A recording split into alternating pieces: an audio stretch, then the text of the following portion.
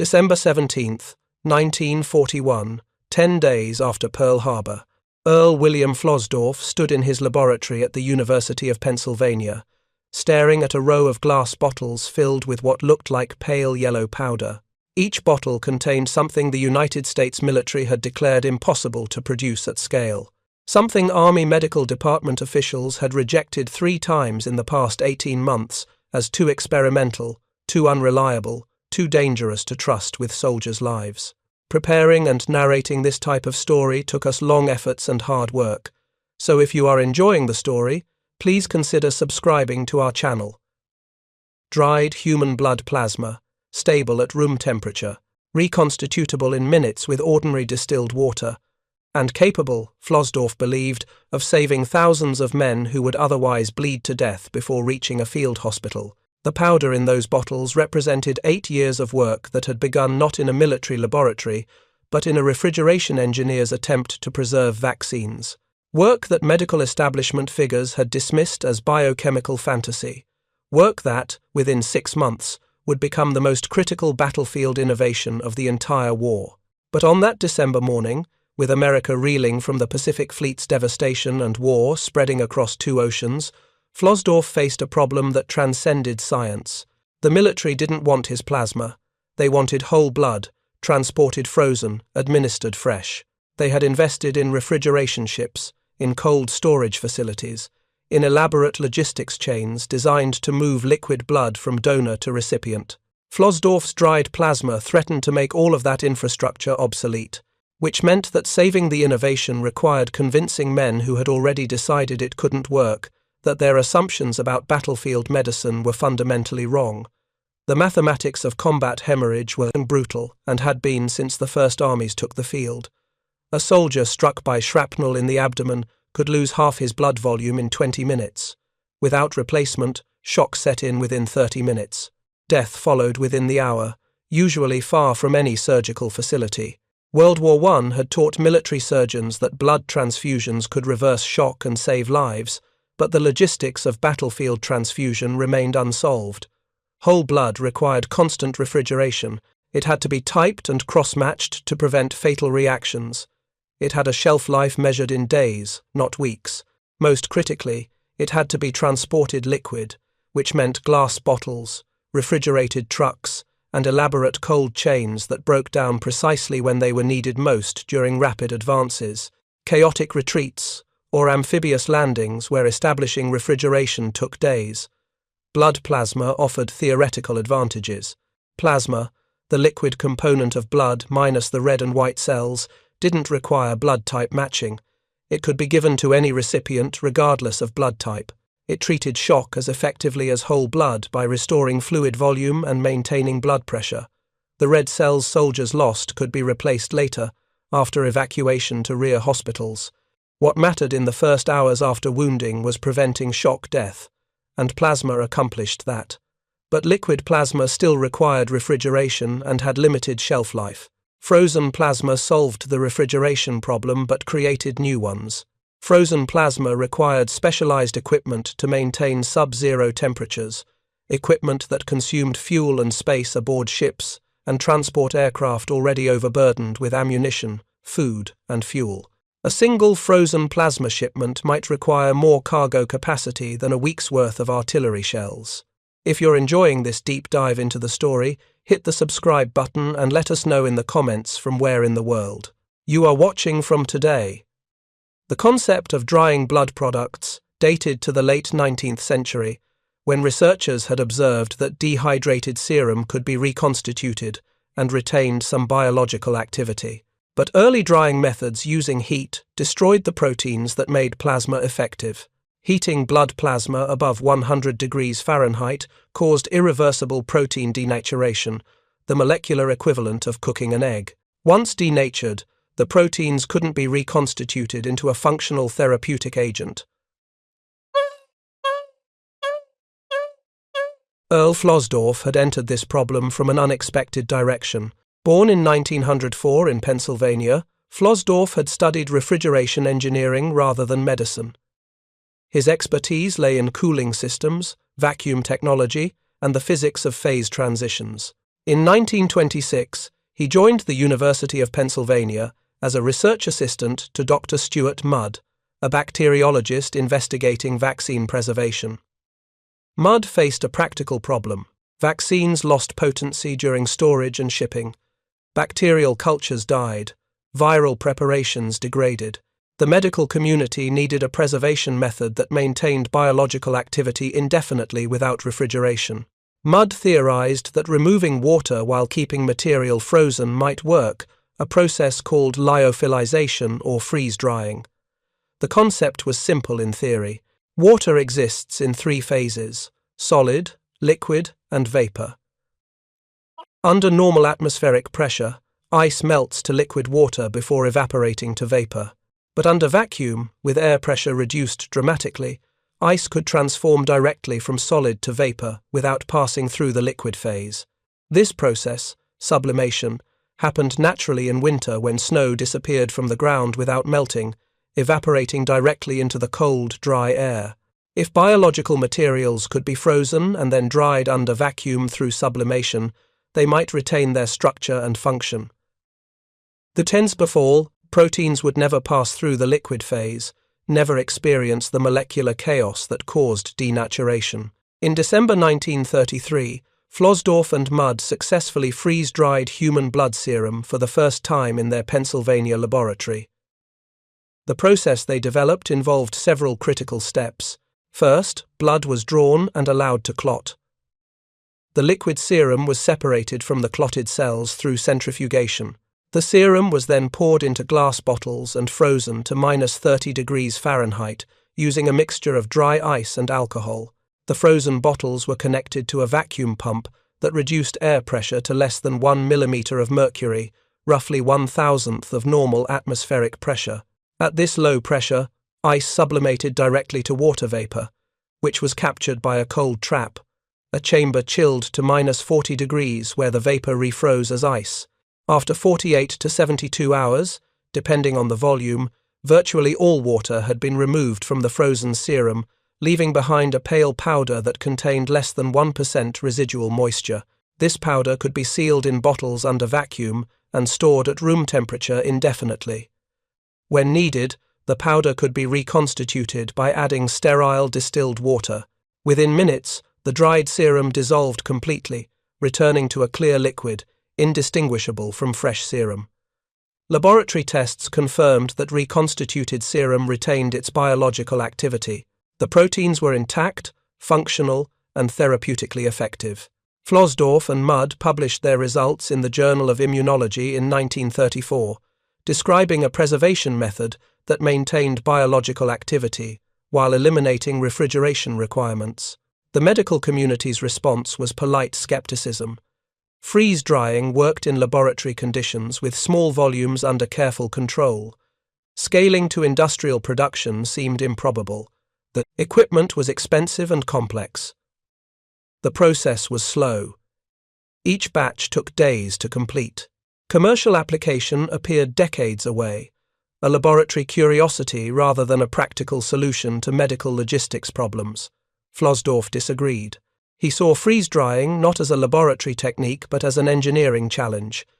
If the process worked on a small scale, it could work on a large scale with proper equipment design. Over the next 5 years, Flosdorf systematically solved the engineering problems that prevented commercial freeze-drying. He designed larger vacuum chambers that could process dozens of bottles simultaneously. He developed more efficient cold traps using mechanical refrigeration instead of dry ice. He created continuous feed systems that allowed one batch to be loaded while another was drying. By 1939, Flosdorf had built a pilot production facility capable of freeze-drying 20 liters of serum per day. He founded a company, Lyophile Cryochem Corporation, to commercialize the technology. The company initially focused on pharmaceutical applications, freeze-drying vaccines, antibiotics, and other biological products for hospitals and research institutions. But Flosdorf understood that the technology's most important application lay elsewhere. Blood plasma.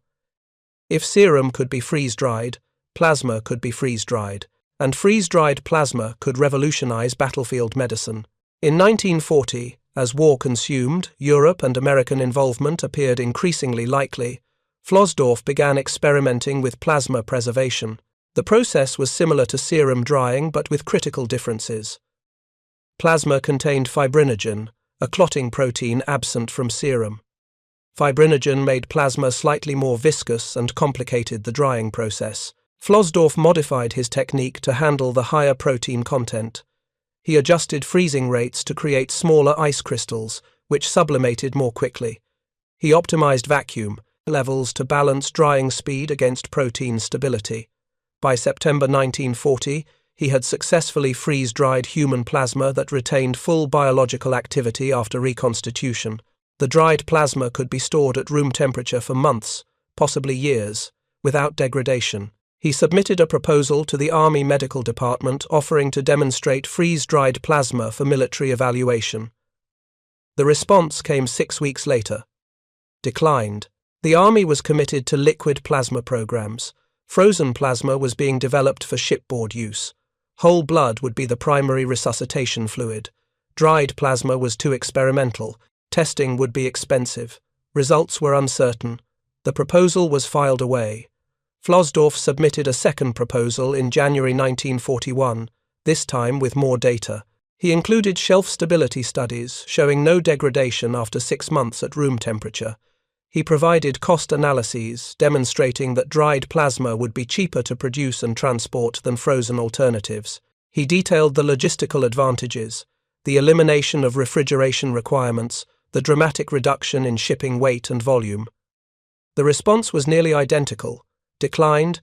The Army had established its plasma program priorities. Dried plasma remained too experimental. Perhaps after the frozen plasma program was operational, there might be funding for alternative approaches. Not now. Flosdorf submitted a third proposal in July 1941. This time he offered to produce dried plasma at his own expense for Army testing. He would provide the equipment, the labor, and the materials. The Army only needed to evaluate the final product and compare it to liquid or frozen plasma in clinical trials. This proposal received a longer response, but the answer was still no. The Army Medical Department explained that introducing a new plasma type would complicate the supply system.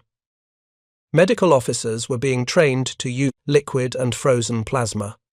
Adding a third type would create confusion. Standardization was critical. Perhaps after the war, when there was time for comprehensive evaluation, dried plasma might be considered. Until then, the Army would proceed with established approaches. The attack on Pearl Harbor on December 7, 1941, changed everything. In less than 2 hours, the Pacific Fleet suffered casualties that exceeded every American military engagement since the Civil War. The battleship Arizona alone killed 1,177 men, more than were killed in action during the entire Spanish-American War. The medical infrastructure in Hawaii was overwhelmed immediately. Field hospitals filled beyond capacity. Surgical teams worked around the clock, and the blood supply, carefully stockpiled in refrigerated storage, proved woefully inadequate. Within 24 hours, every unit of stored blood in Hawaii had been transfused. Within 48 hours, emergency calls went out for blood donations from every serviceman and civilian on Oahu. By the third day, surgeons were performing direct transfusions, connecting donors to recipients with rubber tubing, a technique dating to World War I. The broader implications were even more alarming. If a surprise attack on a well-supplied naval base overwhelmed medical resources so completely, what would happen during amphibious landings? During sustained ground combat? The United States was about to fight a two-ocean war across the Pacific Islands and North Africa and Europe. Casualties would number in the hundreds of thousands. The blood logistics problem that seemed manageable in peacetime appeared catastrophic in war. 10 days after Pearl Harbor, on December 17th, the Army Medical Department convened an emergency meeting of the Subcommittee on Blood Substitutes of the National Research Council. The committee included leading hematologists, surgeons, and medical logistics officers. Their mandate was to solve the battlefield blood crisis immediately. Not in 2 years when frozen plasma programs matured, not after comprehensive testing.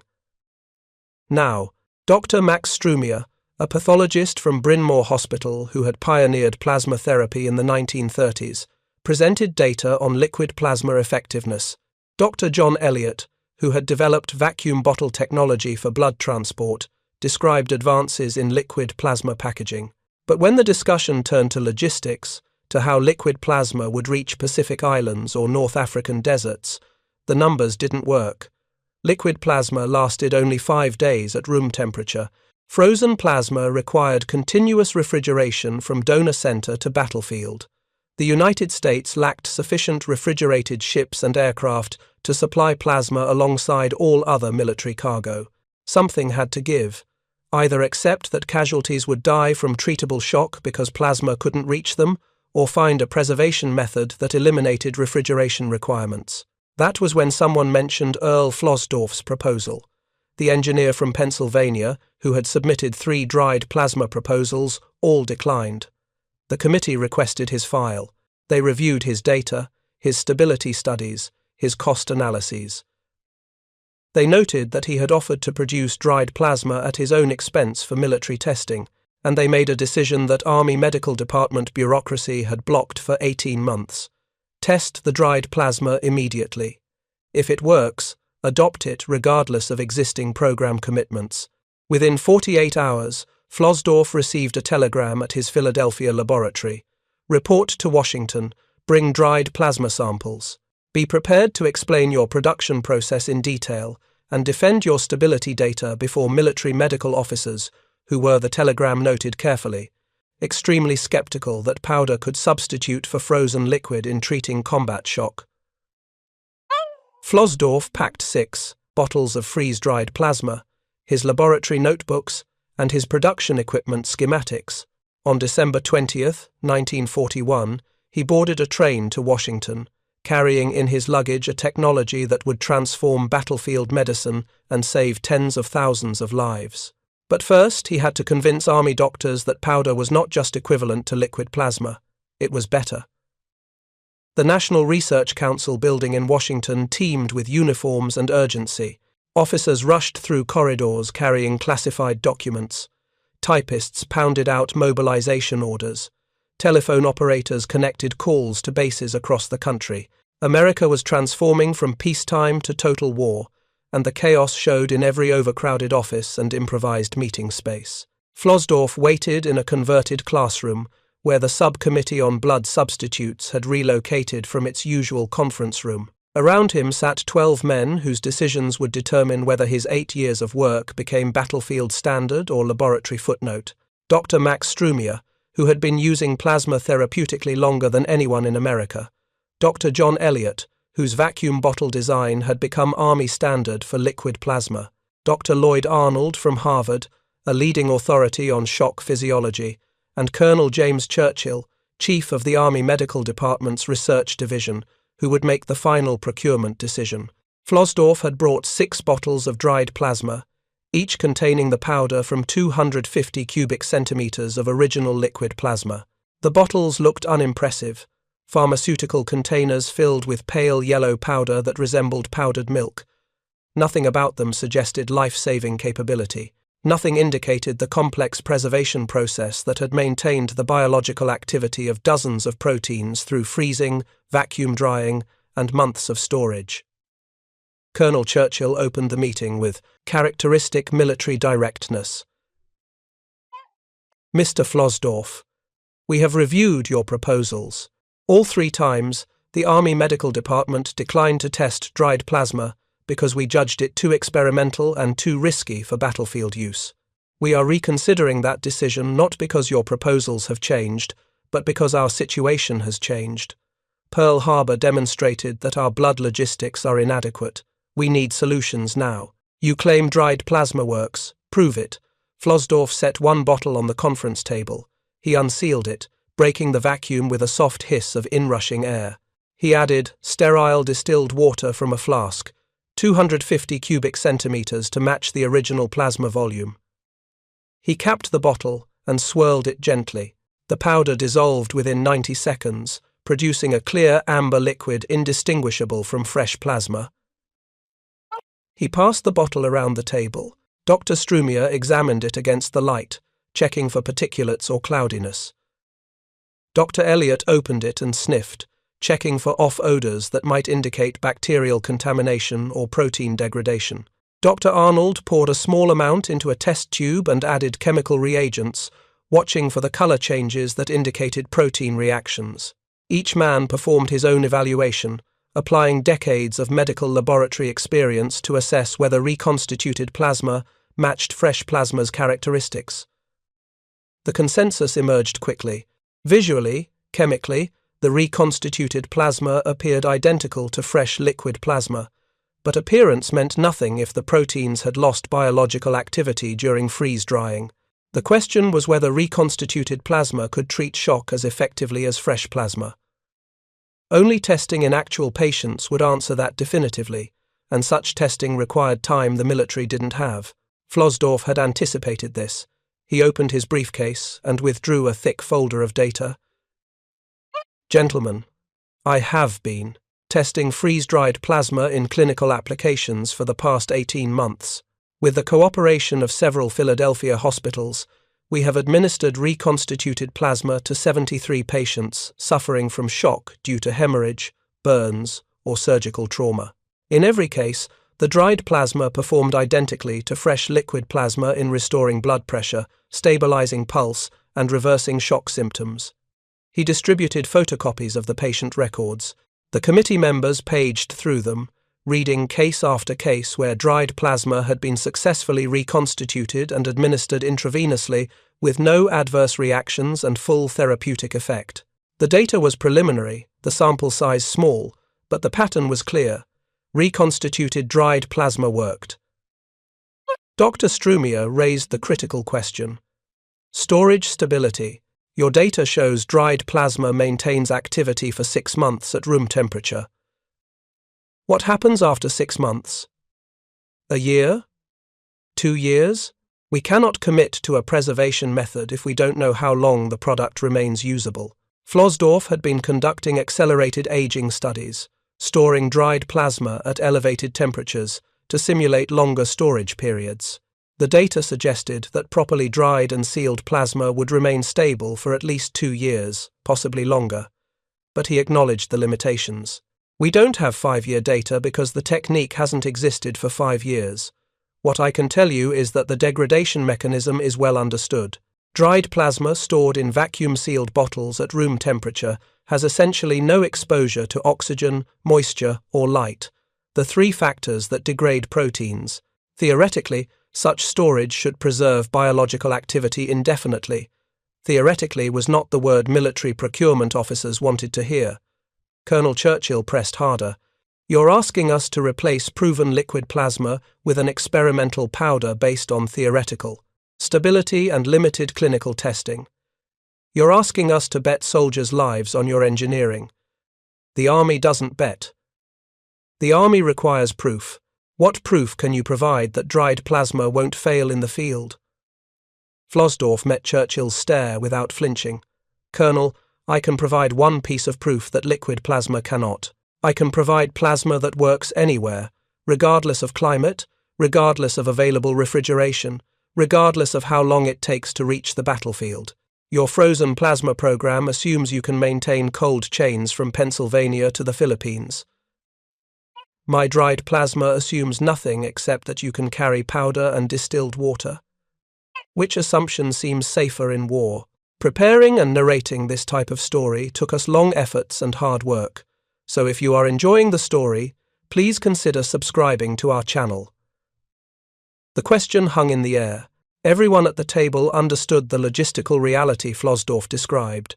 Refrigeration chains broke, ships sank, supply lines were cut. Any preservation method that required continuous refrigeration was vulnerable to disruption precisely when it was needed most. Dried plasma's advantage was its independence from infrastructure. A bottle of dried plasma and a canteen of distilled water could save a life on a remote Pacific atoll where no refrigeration existed for 500 miles.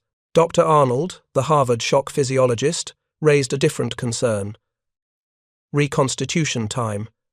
In a mass casualty situation with dozens of wounded arriving simultaneously, every minute matters. Liquid plasma can be administered immediately after warming to body temperature. Your dried plasma requires mixing, dissolution, and verification that reconstitution is complete. How much time does that add? Time that might cost lives. Flosdorf had timed the reconstitution process hundreds of times in his laboratory. With standard distilled water and gentle agitation, dried plasma dissolved completely in 90 seconds to 2 minutes. Even in field conditions, with less than ideal water temperature or rushed technique, reconstitution should take less than 5 minutes. Compare that to the hours required to thaw frozen plasma or the elaborate setup required for whole blood transfusion with typing and cross-matching. The committee discussed amongst themselves, debating technical points about protein stability, reconstitution reliability, and production scalability. Flosdorf waited, knowing that everything hinged not on the science, which was sound, but on whether these men were willing to accept that an outsider, a refrigeration engineer with no medical degree, had solved a problem that had stumped military medicine for 2 decades. Finally, Colonel Churchill called the meeting back to order. "Mr. Flosdorf, we will conduct field trials of your dried plasma. You will provide 100 units for testing at Army Medical School facilities. If those trials confirm that dried plasma performs equivalently to liquid plasma in clinical use, we will initiate procurement discussions. However, you must understand that equipping the entire Army Medical Department with dried plasma would require production volumes far beyond your current capacity. Can your company scale to military requirements?" Flosdorf had been planning for this question since 1939. He described the production facility expansions that could be implemented immediately, the additional freeze-drying equipment that could be manufactured within months, and the contract laboratories that could be brought online to supplement his own production. With proper funding and military priority for equipment and materials, he estimated that dried plasma production could reach 5,000 units per month within 6 months, 20,000 per month within a year. The numbers were ambitious but achievable. Freeze-drying equipment was mechanically simple, expensive to build but not technologically complex.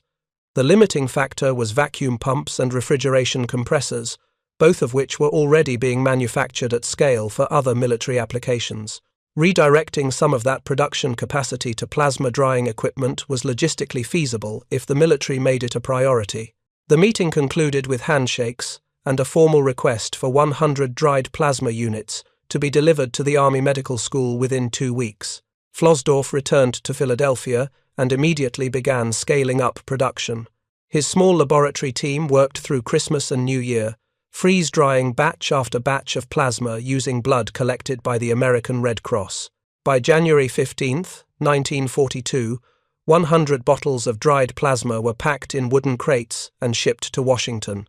Each bottle contained powder derived from 250 cubic centimeters of liquid plasma. Each was vacuum sealed and labeled with production date, batch number, and reconstitution instructions. The Army Medical School would put these 100 bottles through the most rigorous evaluation Flosdorf's product had ever faced. Testing proceeded through January and February at military hospitals in Washington, Fort Bragg, and San Antonio.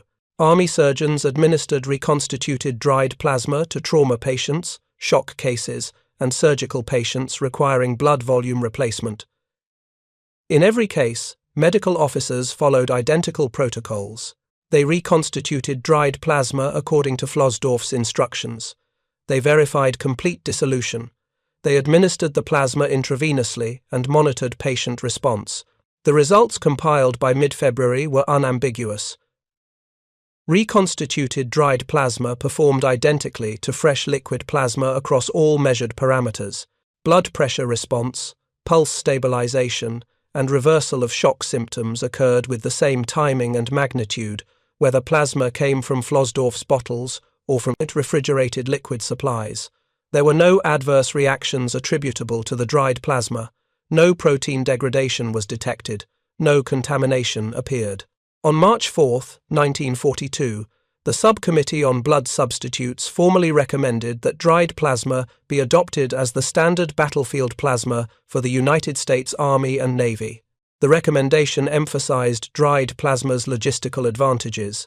its stability without refrigeration, its lightweight for transport, and its suitability for use in remote locations where liquid or frozen plasma could not be supplied reliably.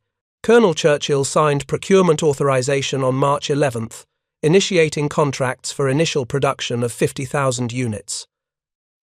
The authorization came with one critical requirement: production had to begin immediately.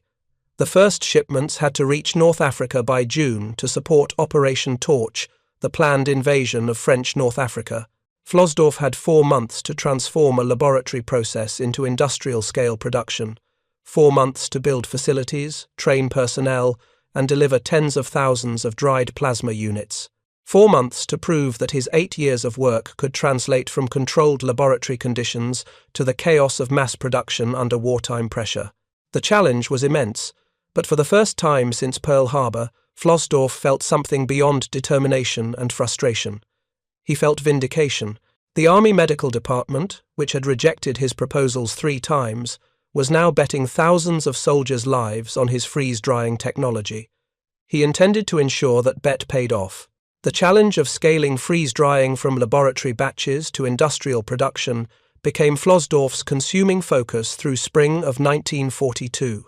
His lyophile cryochem facility in Philadelphia could produce perhaps 200 units per week using existing equipment. The Army contract required 50,000 units by June, which meant production had to increase 25-fold in 16 weeks, impossible by normal standards, mandatory by wartime necessity. Flosdorf began by identifying bottlenecks. The freeze-drying process had 3 rate-limiting steps. First, freezing the plasma to -30 degrees Fahrenheit required powerful refrigeration systems. Second, maintaining high vacuum for 48 hours demanded reliable pumps that could run continuously without failure. Third, reconstituting the dried plasma required sterile distilled water, which had to be produced, bottled, and shipped alongside the dried powder. Each bottleneck required a different solution. For freezing capacity, Flosdorf contracted with commercial cold storage facilities that had excess refrigeration normally used for food preservation. These facilities could freeze hundreds of bottles simultaneously, using their existing equipment. For vacuum pumps, he identified 3 manufacturers producing pumps for industrial applications that could be modified for plasma drying with minimal engineering changes. For distilled water, he established contracts with pharmaceutical companies already producing sterile water in the precise 4 to 100 cubic centimeter bottles needed for reconstitution. By late March, 6 contract facilities were freeze-drying plasma using equipment installed and calibrated by Flosdorf's team. Each facility received identical specifications. Plasma had to be frozen to -30 degrees within 2 hours of receipt. Vacuum had to be maintained at less than 1 millimeter of mercury for 48 hours minimum. Residual moisture in the final dried product could not exceed 1%. Quality control was paramount. Every batch underwent rigorous testing before shipment. Samples from each production run were reconstituted and tested for protein content, sterility, and biological activity. Any batch failing any test was discarded entirely, regardless of production pressure. Flosdorf understood that a single failure in combat, a single bottle of degraded plasma that failed to treat shock, could destroy confidence in the entire dried plasma program. The American Red Cross scaled up blood collection to supply the increased plasma production. Mobile blood donation centers appeared in cities across the country. Patriotic appeals emphasized that blood donations directly saved soldiers' lives. The response was overwhelming. By April, Red Cross collection centers were processing tens of thousands of donations weekly, separating plasma from red cells and shipping liquid plasma to freeze-drying facilities. The production system was a logistical marvel. Blood donated in Boston on Monday could be freeze-dried in Philadelphia by Wednesday and shipped to an army depot by Friday. From depot to battlefield took longer, weeks or months depending on destination, but the dried plasma remained stable throughout the journey. No refrigeration, no special handling, just sealed bottles packed in wooden crates that could withstand tropical heat and Arctic cold equally well. By late May, the first shipments of dried plasma reached North Africa, where American forces were preparing for Operation Torch. Medical officers in Casablanca and Oran received crates of yellow powder and distilled water with instructions for reconstitution and administration. Many were skeptical. Powder seemed too simple, too unlike the liquid plasma they had trained with. Some questioned whether Army Medical Department had been deceived by a charlatan selling freeze-dried snake oil. The skepticism vanished during the first mass casualty event. On November 8, 1942, Allied forces landed at multiple locations along the North African coast. German and Vichy French resistance was fiercer than anticipated. Casualties streamed into field hospitals faster than surgical teams could handle them. Men arrived with shrapnel wounds, burns, crushing injuries from vehicle accidents, and every form of combat trauma that causes hemorrhagic shock. Medical corpsmen opened crates of dried plasma, added distilled water, waited 90 seconds for dissolution, and began administering the reconstituted fluid intravenously. Within minutes, blood pressure began rising in shock patients. Within 30 minutes, critically wounded men who might have died before reaching surgery were stable enough for emergency operations. The dried plasma worked exactly as Flosdorf had promised. Captain Robert Hardaway, a surgeon with the 24th Evacuation Hospital, kept detailed records of plasma administration during the North African campaign. His data showed that 96% of soldiers receiving plasma for shock survived to reach surgical care, compared to approximately 70% survival in World War I casualties who received no plasma or only saline solution. The improvement was dramatic and undeniable. More importantly, dried plasma reached casualties who would never have received liquid or frozen plasma. Battalion aid stations miles from any refrigeration carried dried plasma in their medical supplies. Navy corpsmen aboard landing craft administered plasma on beaches while under fire. Medics in forward positions treated shock immediately rather than waiting for evacuation to rear hospitals. The elimination of refrigeration requirements meant plasma went everywhere soldiers went. By early 1943, dried plasma had become standard issue throughout the Mediterranean theatre. Every combat medic carried at least 2 bottles of dried plasma and distilled water in his aid bag. Field hospitals stocked dried plasma by the hundreds of units. Evacuation hospitals positioned thousands of units in anticipation of major offensives. The production system back in the United States was now delivering over 15,000 units per month, with capacity still expanding. The Sicily invasion in July 1943 provided the first large-scale test of dried plasma logistics under amphibious assault conditions.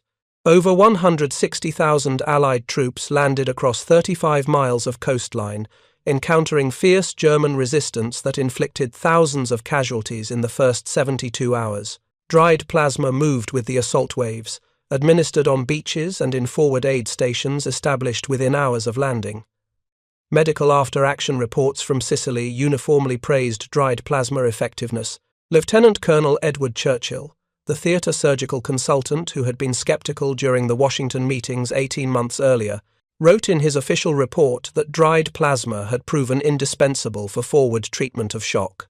He noted that the elimination of refrigeration requirements had simplified medical logistics dramatically, and that reconstitution in field conditions had proven remarkably reliable even by inexperienced corpsmen. The data emerging from combat theatres validated Flosdorf's original claims about stability and effectiveness. Plasma dried in Philadelphia in January 1943 was being administered successfully in Italy. In October 1943, 10 months later, after storage at temperatures ranging from below freezing in alpine warehouses to over 100 degrees in desert supply dumps, none showed degradation. All reconstituted perfectly, all treated shock effectively. The Pacific Theatre presented even more extreme conditions. Islands like Guadalcanal and Tarawa lacked any refrigeration infrastructure. Temperatures exceeded 90 degrees with humidity approaching 100%. Supplies were exposed to salt spray, tropical storms, and prolonged storage aboard ships. Liquid or frozen plasma would have been impossible to maintain. Dried plasma thrived in these conditions. Corpsmen wading ashore at Tarawa in November 1943 carried dried plasma in waterproof pouches.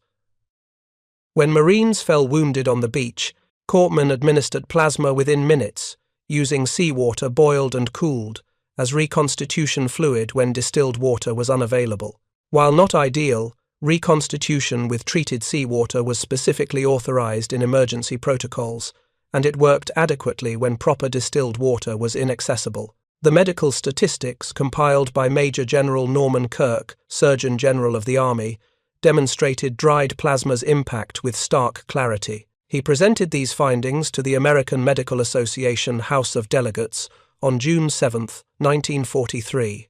It was estimated that 96 survived out of every 100 wounded soldiers, a survival rate unprecedented in military history. General Kirk identified 3 primary factors for this achievement. The foremost lifesaver, the general declared, is plasma, the dried blood extract which millions of Americans have been giving the Red Cross for nearly 2 years. Plasma saves from shock and bleeding, and without that many men would have died before they could have reached medical care. Second in life-saving was surgery, which cleaned up the wounds to reduce risk of infection. In third place were the sulfur drugs, aiding to minimize infection. The 96% survival rate represented a revolutionary improvement over previous conflicts. In World War I, approximately 15% of wounded soldiers died, many from shock before reaching surgical care. In the current war, only 4% of wounded soldiers died after receiving medical treatment. Dried plasma accounted for much of that improvement by treating shock immediately at the point of injury, rather than waiting for evacuation to rear hospitals. If you find this story engaging, please take a moment to subscribe and enable notifications. It helps us continue producing in-depth content like this. The scale of dried plasma production by mid-1944 was staggering. Over 20 facilities across the United States were freeze-drying plasma using equipment manufactured to Flosdorf's specifications. Monthly production exceeded 40,000 units. The American Red Cross had collected over 13 million pints of donated blood, most of which was processed into plasma and freeze-dried for shipment overseas. The logistics of distributing dried plasma required coordination across multiple military branches and civilian agencies. Blood was collected by the Red Cross at hundreds of donation centers nationwide. Liquid plasma was separated from red cells at processing laboratories. Plasma was shipped to freeze-drying facilities, where Flosdorf's process converted liquid to powder. Dried plasma was packaged with distilled water in standardized kits. Kits were shipped to Army and Navy supply depots. From depots, plasma moved to forward supply points in combat theaters. From supply points, plasma reached field hospitals, evacuation hospitals, and battalion aid stations. The entire chain from donor arm in Des Moines to battlefield in France took approximately 6 weeks. The system processed over 1 million units of dried plasma during the war, enough to treat virtually every combat casualty who required shock therapy. The cost per unit was approximately $3, including collection, processing, drying, packaging, and shipping. Compared to the cost of a single artillery shell or a gallon of aviation fuel, plasma was remarkably inexpensive for its life-saving impact. The June 1944 Normandy invasion represented the largest test of medical logistics in military history. Over 150,000 troops assaulted heavily defended beaches with expected casualties in the tens of thousands. Medical planners positioned 30,000 units of dried plasma at forward hospitals in England, with another 20,000 units allocated for shipment to France within 48 hours of landing. The actual D-Day casualties, approximately 10,000 wounded in the first and 24 hours, strained but did not overwhelm the medical system. Dried plasma administered on beaches and in aid stations established just inland from the assault zones prevented hundreds of shock deaths. Surgeons at evacuation hospitals reported that wounded arriving for surgery were in significantly better condition than anticipated, with stable blood pressure and manageable shock, thanks to plasma administered hours earlier at battalion aid stations. The campaign across France through summer and fall of 1944 saw dried plasma usage reach its peak. Forward medical units were consuming thousands of units weekly as American forces advanced rapidly toward Germany. The flexibility of dried plasma logistics proved decisive, When supply lines stretched thin during the dash across France, dried plasma continued reaching frontline units because it required no refrigeration and could be transported in any vehicle with space for a few wooden crates. The Battle of the Bulge in December 1944 created the most severe medical crisis of the European campaign. German forces broke through American lines in the Ardennes, surrounding entire divisions and cutting supply routes. Temperatures dropped below zero. Wounded soldiers lay in frozen forests for hours or days before evacuation. Under these conditions, liquid or frozen plasma would have been useless, frozen solid in the sub-zero temperatures, or unavailable, because supply lines were severed. Dried plasma saved lives during the bulge precisely because it was immune to cold and independent of supply chains. Combat medics carried dried plasma in their aid bags throughout the battle. When soldiers were wounded, medics could administer plasma using snow melted over portable heaters as reconstitution fluid. The treatment wasn't ideal. Melted snow lacked the purity of distilled water, but it prevented shock deaths until proper evacuation could be arranged. Medical officers compiled comprehensive statistics on plasma usage during the European campaign. Over 500,000 units of dried plasma were administered to American and Allied casualties between D-Day and VE Day. The survival rate among wounded soldiers who received plasma within the first hour after injury exceeded 97%. Even soldiers with severe wounds, abdominal trauma that would have been nearly always fatal in World War I, had survival rates above 80% when treated with early plasma and rapid surgical care. The Pacific Island campaigns of 1945 demonstrated dried plasma's effectiveness under the most extreme combat conditions. Iwo Jima and Okinawa produced casualty rates comparable to the worst days of World War I trench warfare. Marines assaulting fortified Japanese positions suffered horrific wounds from artillery, mortars, and machine gun fire. The volcanic ash and coral rock of these islands provided no natural cover. Wounded men lay exposed to enemy fire while corpsmen crawled forward to provide aid.